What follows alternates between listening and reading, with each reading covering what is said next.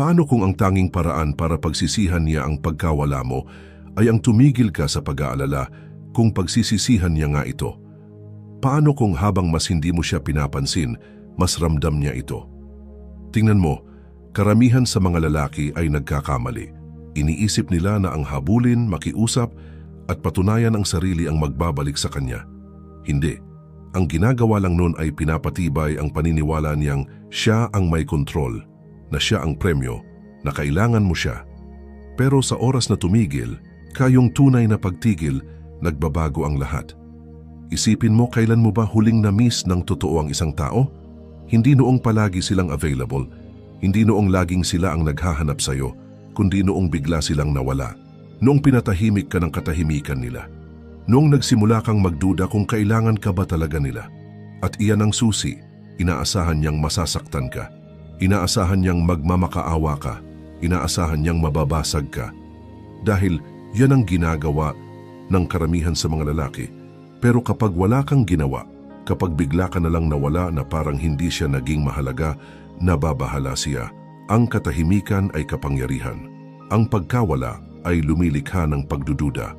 At ang pagdududa, iyan ang binhi ng pagsisisi. Maaring sigurado siya noong umalis siya. Siguradong palagi kang nariyan. Siguradong kung gugustuhin niyang bumalik, maaari niyang gawin yun.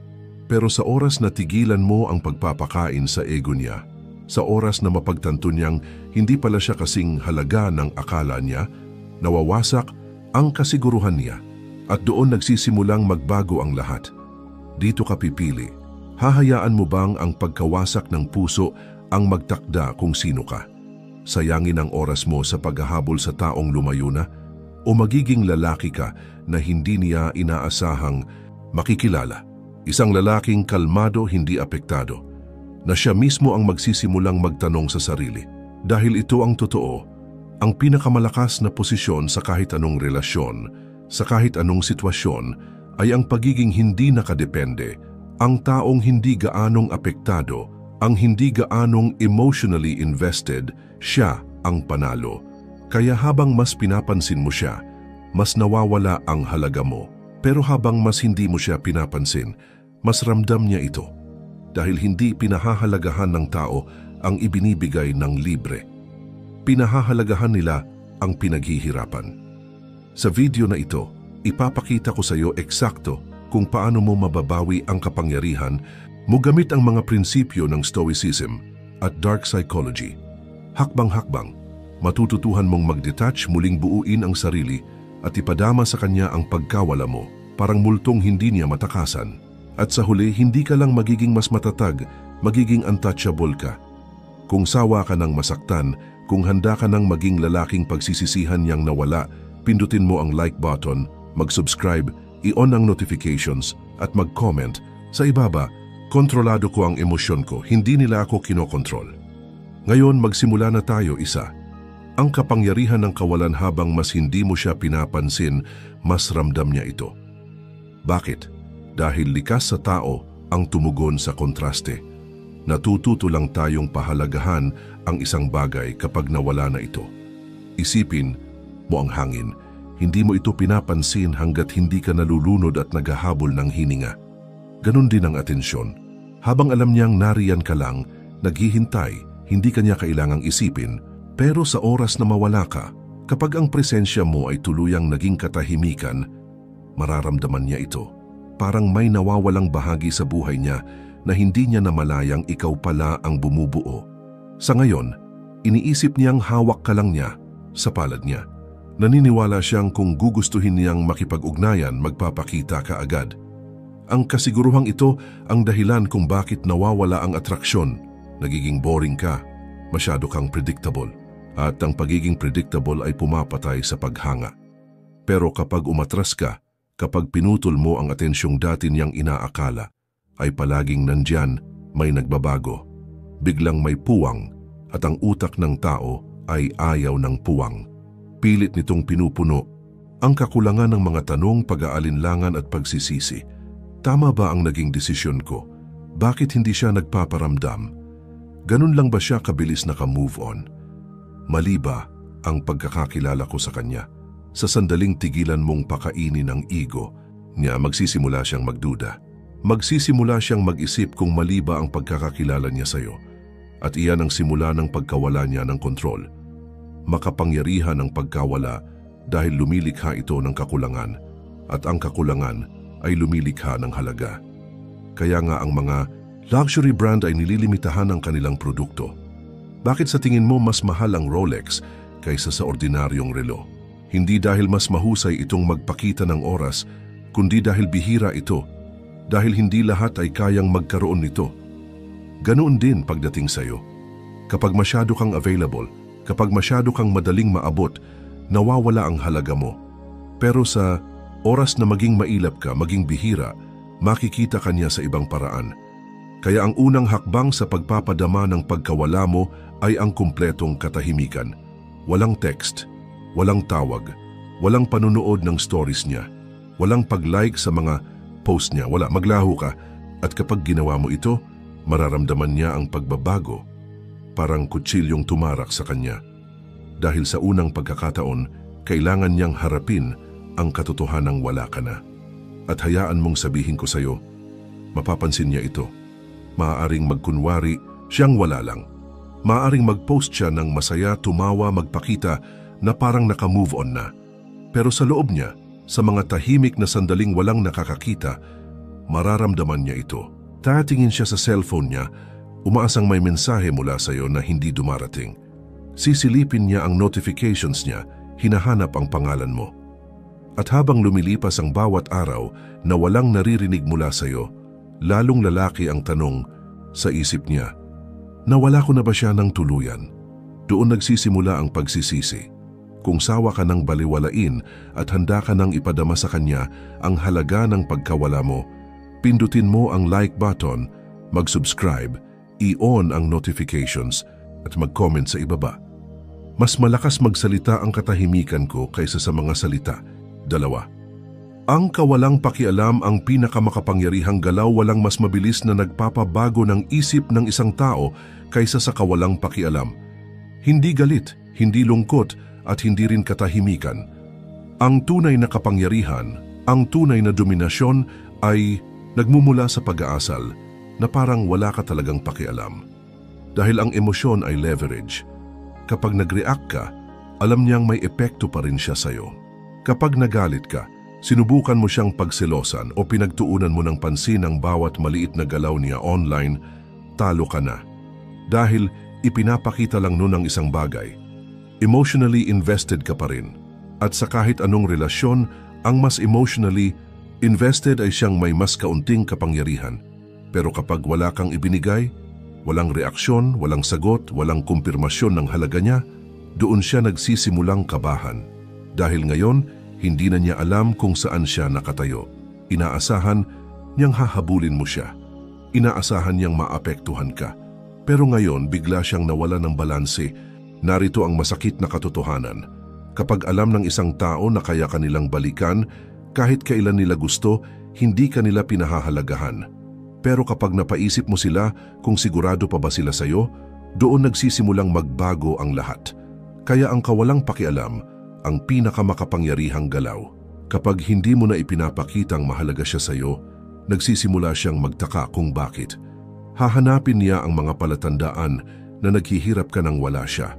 At kapag wala siyang makita, doon niya unang mararamdaman ang bigat ng pagkawala. Isipin mo, paano ba kumikilos ang isang tao kapag may mahalagang bagay silang nawala? Hinahanap nila ito, sinusubukan nilang ayusin, pero kapag napagtanto nilang baka tuluyan na itong nawala, doon pumapasok ang desperasyon. At iyan mismo ang nangyayari kapag natutunan mong magpakita ng tunay na kawalang pakialam. Hindi mo siya binabaliwala para bumalik siya. Binabaliwala mo siya dahil hindi mo na siya kailangan bumalik. At ang pagbabagong yan sa enerhiya, iyan ang nagpapabaliw sa kanya. Susubukan kanyang pukawin. Magpaparamdam siya ng kaunti, isang random na like, isang story na may malabong kahulugan, isang mensahe na tila walang saysay, pero ang totoo'y para lamang tignan kung magre-react ka. Huwag kang padadala. Sa bawat reaksyon mo, nire-reset mo ang laro. Sa bawat pakikipag-engage mo, pinapakita mong may kapangyarihan pa rin siya sa'yo. Kaya ang dapat mong gawin, wala. Manatiling malamig. Ipakita mong wala na siyang halaga at iyan mismo ang magpapaisip sa kanya ng lahat. Kung sawa ka ng laging mag-react, kung handa ka ng bawiin ang kapangyarihan mo, pindutin ang like button, mag-subscribe, i-on ang notifications at mag-comment sa ibaba. Wala akong utang sa nakaraan. 3. Hindi siya ang hinahabol mo, kundi ang pagpapatunay sa sarili mong halaga. Maging totoo tayo sandali. Siya ba talaga ang gusto mo o ang pakiramdam lang na pinili ka niya?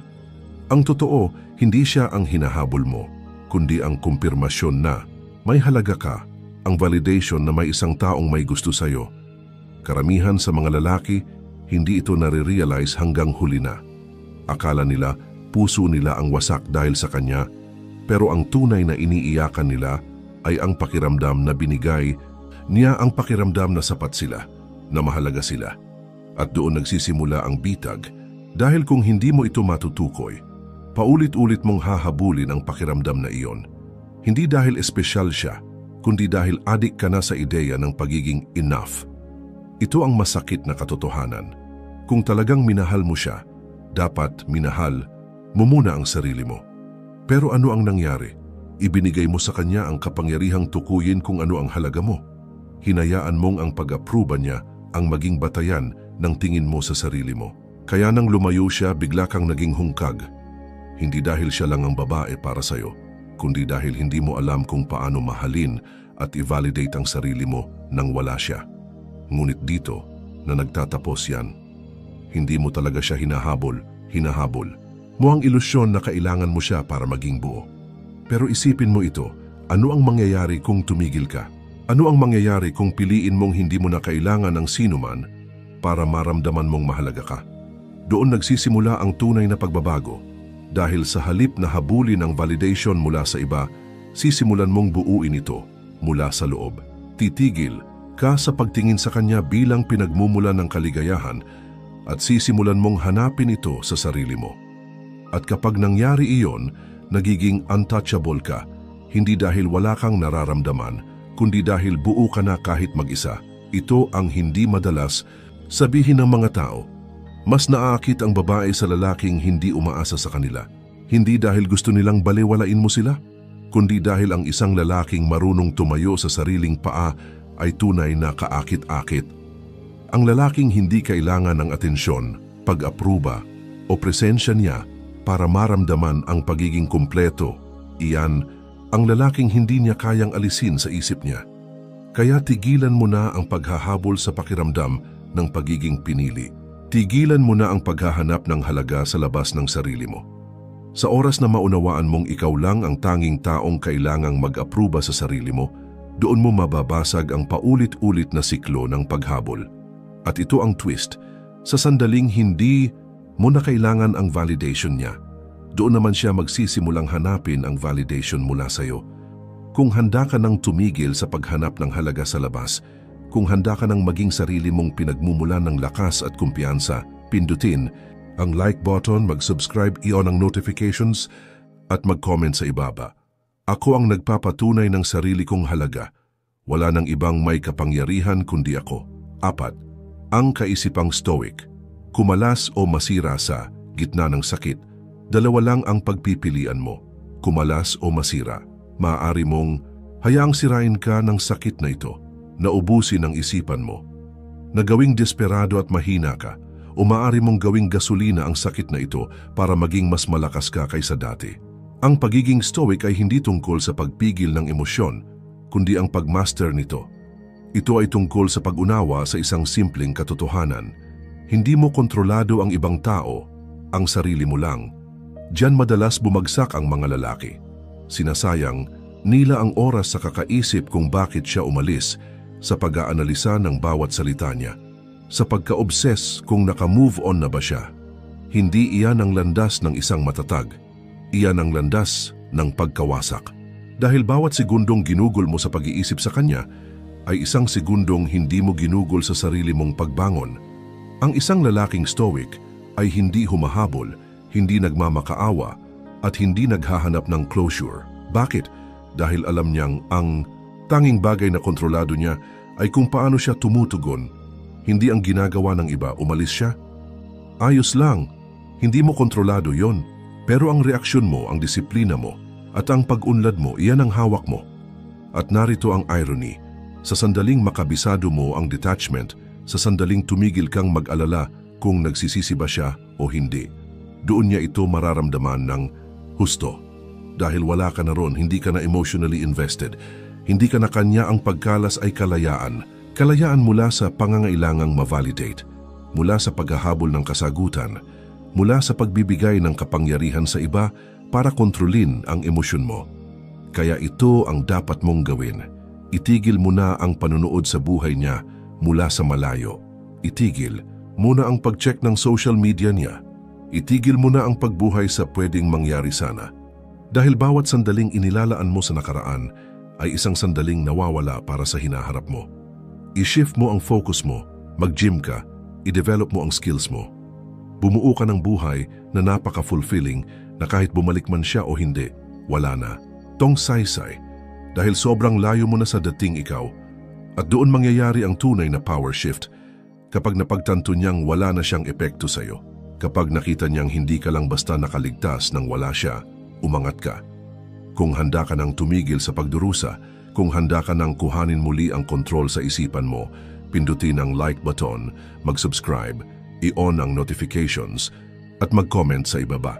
Kontrolado ko ang atensyon ko, at ang atensyon ko ay para sa sarili ko. 5. The reverse chase. Iparamdam mo ang kawalan mo sa ngayon, iniisip niyang siya ang panalo. Iniisip niyang naroon ka lang, tahimik na naghihirap, naghihintay ng pagkakataong patunayan ang halaga mo. Pero ano ang mangyayari kapag baligtarin mo ang istorya? Ano ang mangyayari kapag sa halip na ikaw ang humabol sa kanya, siya ang magsimulang humabol sa'yo? Karamihan sa mga lalaki nagkakamali sa paniniwalang kailangan nilang gumawa ng kung ano para mabawi ang atensyon ng babae. Mali. Ang tunay na galaw ay ang walang gawin. Dahil kapag tuluyan kang nawala, kapag ipinakita mong wala kang kahit anong interes, kapag tinanggal mo ang sarili mo sa mundo niya, ang mismong isipan niya ang magiging kalaban niya. Magsisimula ito sa kuryosidad. Sa una, aakalain niyang magpaparamdam ka rin. Pero kapag hindi mo ginawa, mapapansin niya. Sasabihin niya sa sarili niyang pansamantala lang ito, pero lilipas ang mga araw maging linggo at bigla na lang siyang magiging abala sa pag-check ng telepono niya, sa social media mo, nagtatanong kung bakit hindi ka pa rin sumusuko at ang simpleng kuryosidad ay magiging pagdududa. Mali ba ang tingin ko sa kanya? Hindi ba siya ganun kahalaga sa akin tulad ng inakala ko? Kapag hindi ka nag-react ayon sa inaasahan niya, unti-unti nang natatamaan ang ego niya at doon na siya magsisimulang magparamdam, mga simpleng hakbang para matignan kung papatol ka. Isang random na like, isang post na tila para sa'yo, isang mensahe na walang malinaw na kahulugan pero may intensyong kuhanin ang reaksyon mo. Diyan madalas bumagsak ang mga lalaki. Sa sandaling mag-react ka, bumalik ka na sa dati. Na-reset mo ang habulan. Nakumpirma niya, hinihintay mo lang talaga siyang kumagat. Pero kapag nanatili kang malamig, kapag umasta kang parang wala na siyang epekto sa'yo, doon magsisimula ang takot. Dahil ngayon, hindi lang niya namimiss ang presensya mo. Nagtatanong na siya kung totoo bang nagkaroon siya ng halaga sa'yo. At doon na niya hahanapin ang validation na dati ay kusa niyang tinatanggap mula sa'yo. At ngayong wala na ito, siya ang hahabol. Mas lalo siyang magpaparamdam at habang mas pinipigilan mong tumugon, mas lalo kang nagiging makapangyarihan sa isip niya. Ito ang reverse chase, ang puntong siya na ang nagsisisi, siya na ang naguguluhan, at siya na ang nagdududa sa sarili niya, hindi sa'yo. Pero tandaan, gagana lang ito kung may disiplina kang huwag mag-react. Kaya ano ang dapat mong gawin? Magpatuloy ka. Ipagpatuloy mo ang sarili mong pag-unlad. Huwag mong tignan ang mga post niya. Huwag mong pansinin ang mga patikim na paramdam. Huwag mong ibigay kahit isang sinyales na mahalaga pa rin siya at maniwala ka kapag napagtanto niyang tuluyan ka nang nawala, doon niya ito mararamdaman ng pinakamalala. Kung handa ka nang tumigil sa paghahabol at gusto mong ikaw na ang habulin, pindutin ang like button, mag-subscribe, i-on ang notifications at mag-comment sa ibaba. Ako ang premyo at hindi ako humahabol. 6. Paano patayin ang kuryosidad niya? Ang tahimik na misteryo ang kuryosidad ay isang makapangyarihang bagay.